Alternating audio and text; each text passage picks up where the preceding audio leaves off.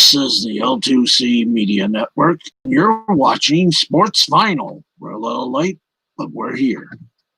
And here's Steve.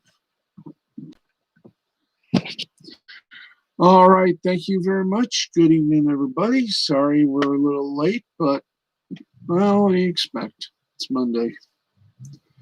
Things happen. Don't know why, but, hey, they do. Good evening, everybody. Let's get on with it. 40 minutes starts right now. Fun tonight, folks. Let's get going with a couple of items about one person, Patrick Mahomes. Now, if you remember Sunday, he was put in concussion protocol. Well, the entire NFL came to a screeching halt when it happened. Patrick Mahomes, a former league MVP and reigning Super Bowl MVP, scooted to his right for a routine play with the hopes of gaining a couple of yards for a key first down against Cleveland Browns in the AFC divisional round. There was nothing routine about the outcome, though. Kansas City, of course, seeing the head of their $500 million investment driven to the grass, followed by a scary moment when Mahomes attempted to, and failing, to stand on his own. Wow. The clearly woozy franchise QB was completely out of sorts and was helped to tent before then going into the locker room, where he was almost immediately ruled out for the remainder of the game. Following the game, head coach Andy Reid made it clear Mahomes passed the league's concussion protocol, which is a good sign. Number one, will be available going forward. Reid said, quote, "He got hit in the back of the head and kind of knocked the wind out of him and everything else with it. He's doing great right now, which is a real positive as we looked at this. Passed all the deals that he needed to pass, so we'll see where it goes from here," end quote. Mahomes took to Twitter to add more optimism, replying to the linebacker Mack Wilson, the Browns defender who tackled him on the ill-fated play. "Everything's all good, brother." So if Mahomes passed all the concussion tests, what did happen that prevented him from returning with everything on the line against Cleveland? Well, it turns out Mahomes easily passed the concussion test because he reportedly never had one in the first place. The actual reason he was instantly delirious was reportedly due to a nerve in his neck that got tweaked or potentially compressed on the hit, per CBS Sports Radio Kansas City reporter Carrington Harrison. Now, this means while there's great news regarding the condition of his brain, he'll still undergo tests this week on the affected nerve to make sure he's allowed a green light against the Buffalo Bills in the AFC title game. Now, here's a look at what he'll have to do to be able to play. The Chiefs might have gone on to win in the absence of Mahomes, thanks to heroic backup QB Chad Henne, and outlandishly provocative play calling from offensive coordinator Eric Bieniemy. But Kansas City will need Mahomes on the field to increase its chances of staving off the equally high-powered Bills for a second consecutive trip to the Super Bowl. Now, it goes without saying that this is the headline to watch this week, as Reid confirming that Mahomes is indeed in concussion protocol, even though he's not failed any of those tests. Stay tuned. Stay tuned under the sea.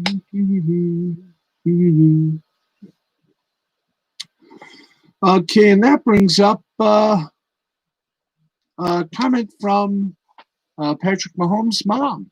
Of course, mothers all love to defend their kids, and Patrick Mahomes' mom did not mince words. Let's get the test pair in there. Following the Chiefs' 22-17 win, Wilson addressed the hit and stated that he's never been a dirty player in my life. I just try my best to play fast and make plays. Don't try to insult me and keep the threats to yourself. Wow. Well, it's worth noting that despite the dismay from his mother, that's right, his mom had a few words. They were this, number 51, quote, number 51, Wilson. That's some trash football leading with helmet, pulling his head and pushing helmet. Why aren't Why are you not thrown out? Come on, NFL. Ooh, wicked. When you get the mommies into it, well, you know what that means, don't you? Don't we all? Anyway, um, yeah.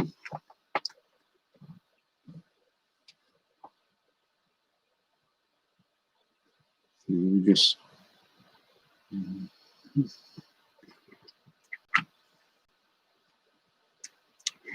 okay. Let's keep the love going and go to another NFL story. And it looks like the end is nigh with Robert Griffin III as the Ravens begin to clean.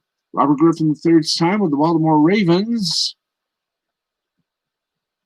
has come to a close. The club announced on Monday that the veteran quarterback is one of 4 players that were waived, as they also signed 11 to reserve future contracts. Defensive back Devontae Harris and Tremont Williams, along with receiver DeAnthony Harris, were the other 3 players that the Ravens let go of. This puts an end to Griffin's 3-year career in Baltimore, serving as backup to both Joe Flacco and Lamar Jackson. He started 2 games for the Ravens and finished his tenure completing 57% of his passes for 288 yards, a touchdown, and 4 interceptions. This season, Griffin started 1 game as Jackson landed on the reserve COVID list. He completed 7 of his 12 throws and rushed for 68 yards in a 19-14 loss to the Steelers. The former number 2 overall pick of Washington back in 2012 seemed to suggest that his time in Baltimore was indeed coming to an end, with this tweet following the Ravens' divisional loss to the Bills on Saturday. Quote, as year 8, there we go.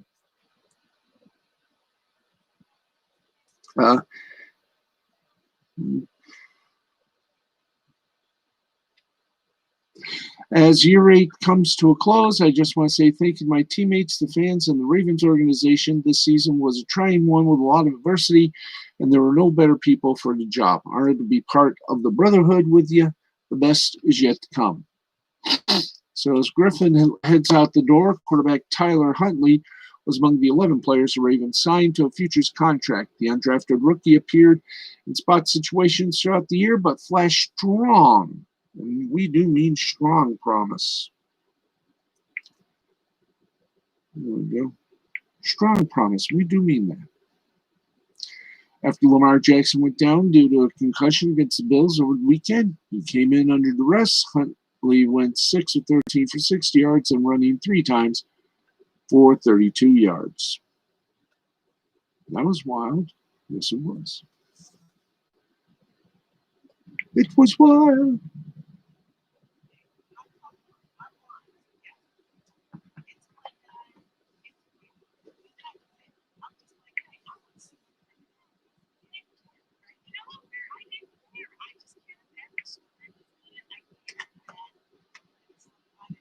All right. NBA news. And by the way, Rakita Law and their and the Rakita Law channel, they got something good tonight. I hope so. Before we go to some more headlines, let's give you that bit of information for you so we can get back and do the rest somewhat commercial free. So here we go. Here we go. Let's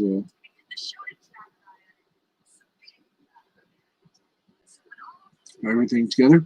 By the way, happy Martin Luther King Jr. Day today. Tonight, it's the 10,000 subscribers celebration. Bring your own whiskey on Lost Bling Interwebs with the humble Minnesota attorney, Nick Makita, and guest. And it's going to look like gold. Okay, have we got that? Yes, we do. Ha ha ha. Okay, let's get back to this. And the Rockets, oh boy, The James Harden saga in Houston was so thoroughly covered that there really isn't much more to learn about the end of his time with the Rockets. Between videos on social media to reports from various media outlets, we know everything from what Harden was doing in his off time to discussions that were going on in the Rockets front office. However, there was one new bit of info that we may have overlooked, courtesy of a report from Kelly Iko and Sam Amick of the Athletic, which details what went down just before a blockbuster 14 trade that sent Harden to the Brooklyn Nets. Now, everyone is familiar with the now infamous press conference in which Harden said the situation couldn't be fixed. Yet, what wasn't known was that just prior to that, the Rockets had a very tense team meeting where John Wall and DeMarcus Cousins demanded accountability from Harden. The group was fed up with the annex, tired of the headlines and constant questions about Harden's state of mind and where this was all going. And with every day that Harden remained in Houston, his presence became increasingly burdensome for a team that just wanted a sense of clarity and understanding. During the meeting, which was led by Silas, in which team sealed his decision to keep Harden out of subsequent team activities until trade was complete, sources say multiple teammates expressed displeasure with Harden's recent body language and effort. Silas had asked if anyone wanted to share their unfiltered views, and the dialogue about their dysfunction began from there. John Wall and DeMarcus Cousins both spoke during the meeting, sources said, seeking a direct response on Harden's level of commitment and preaching about the importance of accountability. Those who have been with the Rockets back when Westbrook preached the same message to anyone listening, these uncomfortable dynamics were all too familiar. Now, this isn't really all that surprising. Harden clearly didn't want to be in Houston, and between his preseason antics and play on the floor, he didn't appear to be taking the start of the season all that seriously. In the last 5 games before the trade, he was averaging just 17.4 points on 37.8% from the field, numbers which were well below his usual standards. Even when a player had so much star power as Harden, his teammates are only going to put up with that for so long, especially when two of them are Wall and Cousins, each of whom have spent years working their way back from major injuries to be able to play again. Ah, man, what is with these Houston teams? First the Texans, now, or first the Rockets, now the Texans. Must be something in the water. Anyway, we continue on our very little headlines. We have a nominee possible for the job of Eagles head coach. And, well, the Philadelphia Eagles appear to be closing in on their next head coach. This person's got a lot of creativity. They have made New England Patriots offensive coordinator Josh McDaniel a prime candidate to be their next head coach after the two sides had a very lengthy meeting Sunday that lasted nearly the entire day, per reports from Jeremy Fowler of ESPN and John Clark of NBC Sports Philadelphia.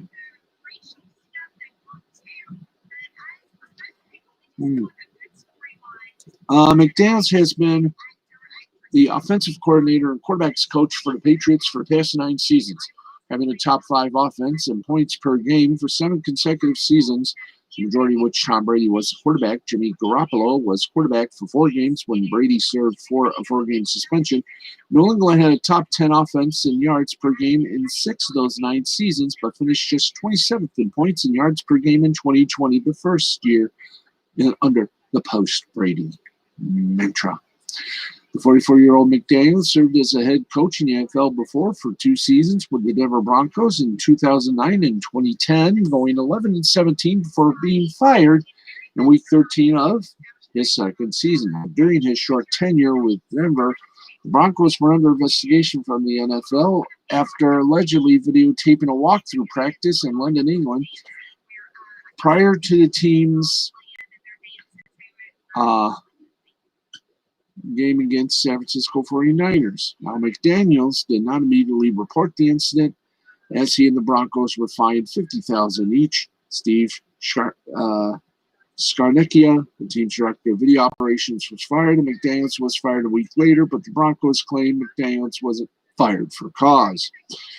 McDaniels served 2 stints as a Patriots defensive coordinator, the first from 2006 to 2008, when New England was first in points per game and second in the NFL in total yards. This was from Matt Castle, starting 15 games in 2008. In McDaniels' second stint, the Patriots were second in the past 9 seasons in points per game and yards per game.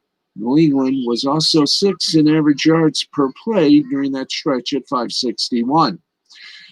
The Eagles interviewed Patriots linebackers coach Jared Mayo for their head coaching vacancy last week, but could Mayo be in place to be the defensive coordinator if McDaniels is hired as head coach? Well, Mayo being an assistant coach for 2 years, he's already established himself as one of the rising stars in the coaching ranks. The 34-year-old Mayo has played an integral role in the Patriots' defense, allowing the fewest points per game in the NFL over the past 2 seasons. Opposing quarterbacks had 75.5 passer ratings against Patriots' defense over the past 2 seasons, which is the lowest in the league. 35 pass touchdowns allowed over the past 2 years is also the fewest in the NFL. 58 takeaways are second most in the league. A McDaniels-Mayo combination would be outside the box for the Eagles, but could be just what the franchise needs at this time. We'll let you know how it all pans out for them. But it would be nice. It would be. And, wow. The Tennessee Volunteers have shot themselves in the foot and really just had a mass execution.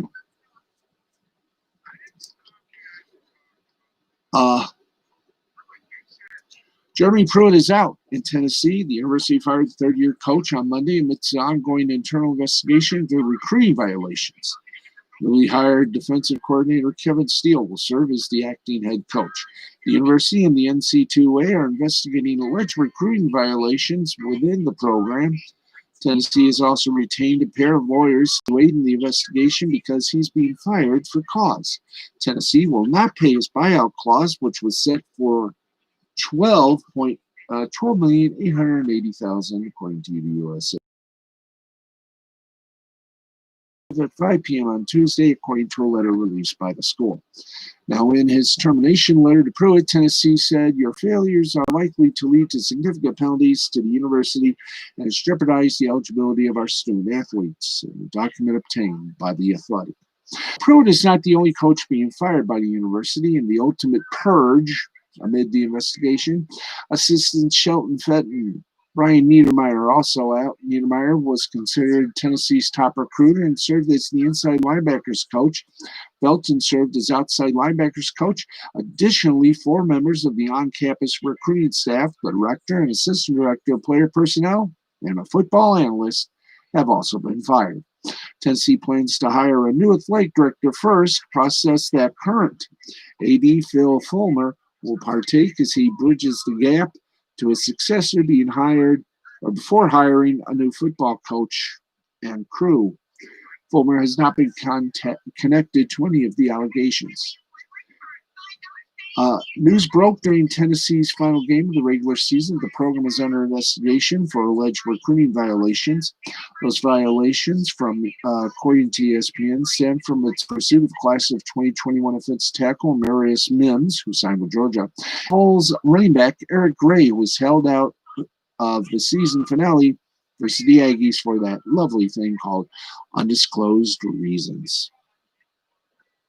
Tennessee awarded Pruitt with a $400,000 raise and extension through the 2025 season following the end of the 2019 season. Stay tuned. This is getting a little spicy.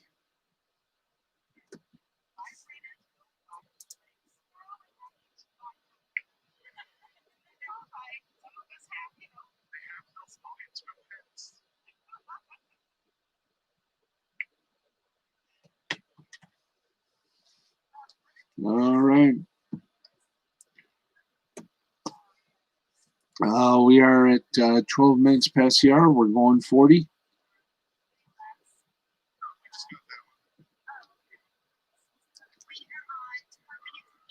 So here we go. Shall we get to some scores?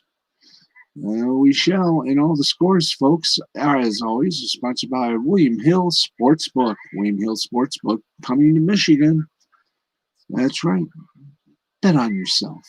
Bet on William Hill Sportsbooks.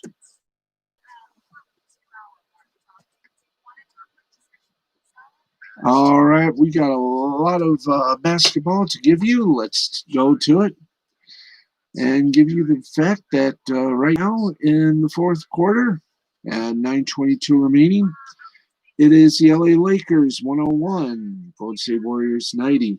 Final scores: New York Knicks 91, Orlando Magic 84, Atlanta Hawks 108, Timberwolves 97, San Antonio Spurs 125, Portland Trailblazers 140, Memphis Grizzlies 108, Phoenix Suns 104. Brooklyn Nets 125, Milwaukee Bucks 123, Toronto Raptors 116, Dallas Mavericks 93, Miami Heat 113-107 winner over the not so good Detroit Pistons. Chicago Bulls defeated the Houston Rockets 125-120. Cavaliers and Wizards postponed. Here we go. Boom. We keep the basketball theme going. That's right. Go college basketball. The men and the ladies take the stage. And we want to just send shout outs. Might as well do them now. Hello to all my friends on Facebook, Instagram, TikTok, Twitter, Minds, Gab Social. There you go. Fun, isn't it? All right, let's keep the love going. Shallst we? We shallst.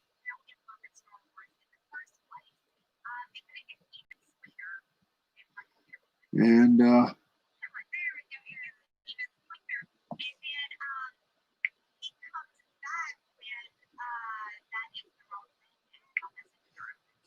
okay, NCAA men's basketball, then the ladies, then we'll take you through hockey and the rest of the scores, including the scoreboard, some headlines from awful announcing, and then we'll call it a night. Let's go to the scoreboard for the NCAA men's basketball. And here we go with that, if everything pops up as it's supposed to. By the way, 9:22 remaining, fourth quarter, 101-90. 8:12 remaining in the game. Lakers 101, Golden State 95. And let's go to the basketball scoreboard. And there were just a couple of games. Number 2, Baylor over number 9, Kansas, 77-69. Bing. And St. John's over 23, UConn, 74-70. That's right. It feels good. All right, let's go to the NCAA women's section. Give you the scores for that. And the scores powered by ESPNW. So here we go. And we'll give you some news about the Spartans. They've had to cancel yet another game. We'll explain further. Fourth ranked South Carolina beat up on 15th ranked Arkansas 104-82, and the following games were also postponed. Michigan State and number 11 ranked Michigan, Rutgers and number 16th ranked Indiana were also in that tsunami of COVID-19 postponements.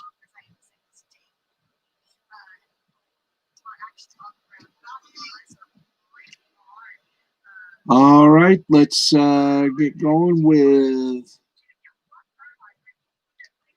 Some NHL scores. Then we'll get some headlines from Awful Announcing. Then we'll wrap things up with the scoreboard. Let's go now to National Hockey League, find out which games were good, which games sort of stunk. We got a lot of games. Well, we got one game still going on. So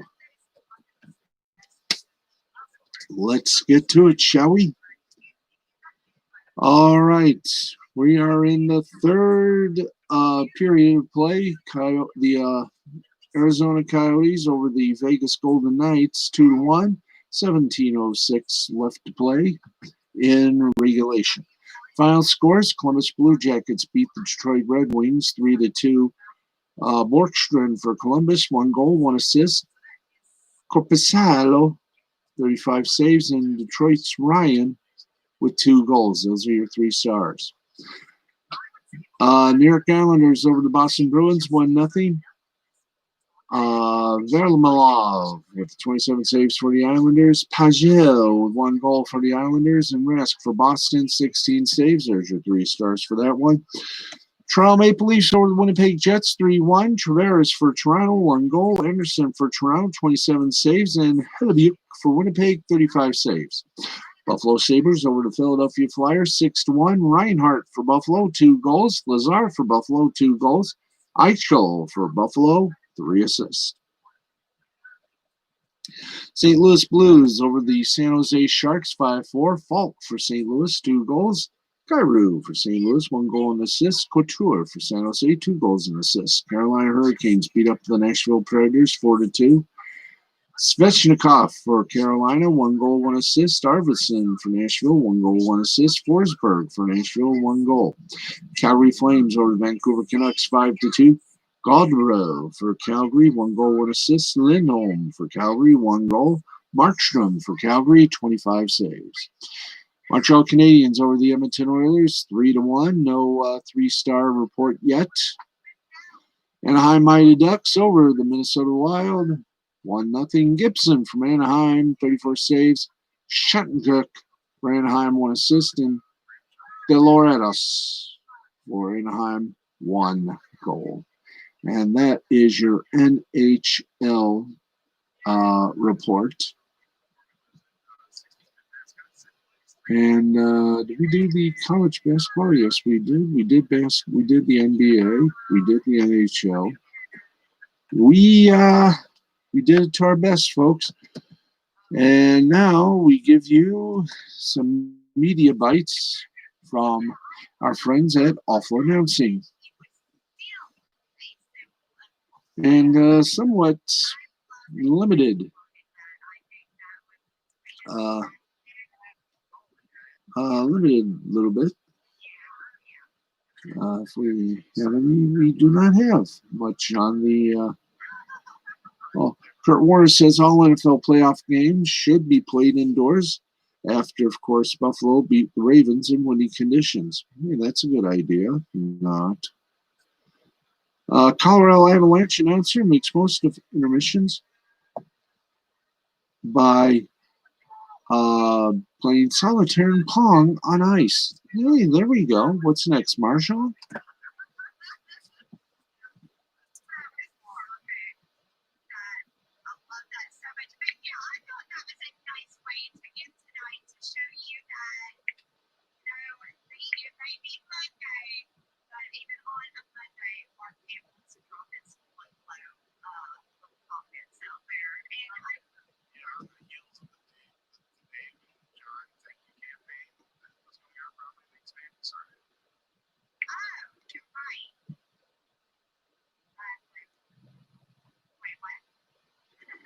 Okay, if you wonder what I'm doing, I'm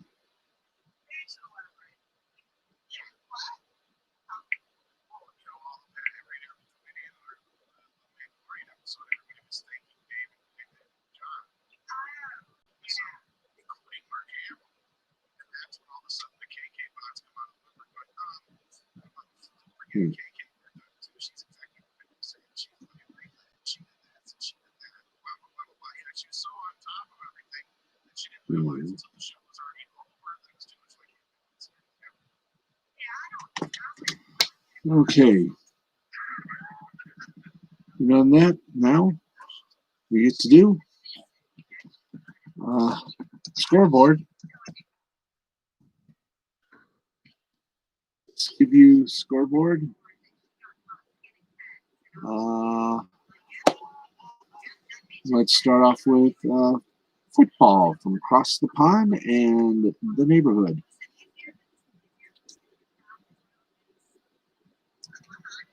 So let's get ready to rock and roll with the Premier League. One game in the Premier League, Arsenal defeated Newcastle United 3-0. FA Trophy, second round, Wheelstone defeated Gloucester City 3-1. Italian Series A, Milan over Cagliari 2-0. Brazilian Series A, Palmeiras over Corinthians 4-0. Flamengo over Goiás 3-0. In Portugal, Portimonense over Belenenses 1-0. And in Turkish Super League, it was Fenerbahce with 3, Ankara 1, and Erzurumspor over Kazımpaşa 2-1. And with that said, ladies and gentlemen, that's right. She's shouting more and more. I'm going to have to control the cat. She's yep. Uno is in a little bit of heat, and this is her little friends, the little stuffed toys. So here we go.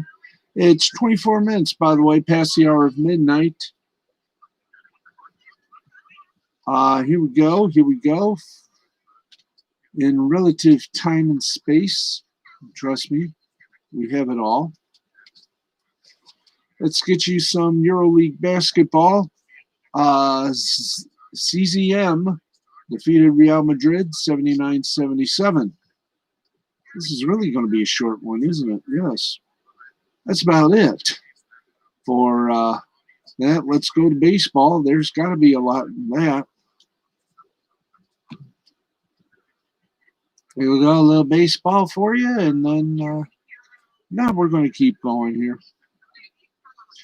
Okay, hey, we got some good. Let's hit it. In the Dominican Republic playoffs of the LIDOM, Águilas Cibanas over Gigantes del Cibao, 7-4. In Venezuela, the LVBP playoffs, Aragua defeated Lara 6-4. Magdalenas defeated Arizona Antigua 13-5. The Australian Baseball League, Brisbane and Canberra were postponed. Perth defeated Brisbane 5-0 in a game you saw on their ABL YouTube channel. And in the fourth inning, in the second part of the Brisbane double dip, Adelaide leads Brisbane 6-0. Cuba Cities Nacional, and wow, if you thought last night was a high score, well, this is sort of tame compared. Santiago de Cuba defeated Isla Juventud 15-12. Pinar del Rio defeated Industriales 7-6. And in Puerto Rico, their playoffs, the LBPRC, Indios de Mayagüez defeated Manatí Tunesis 20-7. Folks, we did it. We did it. We did it. We did it. We did it. And we were very fast too.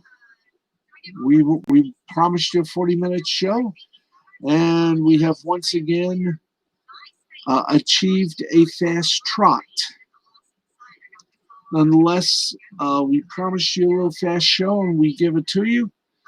So from all of us here at Sports Final, I'm Steve the Backsman Baxley. We will be back with you tomorrow at the difficult time of 11:35 right here on the LoveNut 6 YouTube channel. Until then, until tomorrow night, I say to thee, blessings to all. This has been a presentation of Mystifying Creativity Productions in association with the O2C Media Network and O2C Sports. I've already said goodnight, but for the whole crew, thank you for joining us. Back tomorrow night with a 40-minute show, give or take a couple of minutes, but still. As soon as all sports collide into one conglomerate lump of joy, 40 minutes is what we're going to bring you. But thanks everybody for watching. Don't worry, we'll be back to an hour-long show soon. But for right now, 40 minutes, we're having fun. Thanks everybody for watching. I'm Steve Baxley, the Baxman here, saying good night, be well, and blessings. It's been fun. Good night, everybody.